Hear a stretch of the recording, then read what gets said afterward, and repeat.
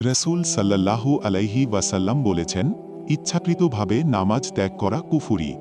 একজন বেনামাজির মৃত্যু হবে সবচেয়ে লাঞ্ছনাদায়ক ও কষ্টের। যখন তাকে কবরে রাখা হবে, তখন কবর তাকে এমন জোরে চাপ দেবে যে তার পাঁজরের একদিকের হাড় অন্যদিকে ঢুকে যাবে। তার কবরে সুজাউল আকরা নামক এক ভয়ানক বিষধর সাপ নিযুক্ত করা হবে। সেই সাপের চোখ হবে আগুনের এবং নখ হবে লোহার।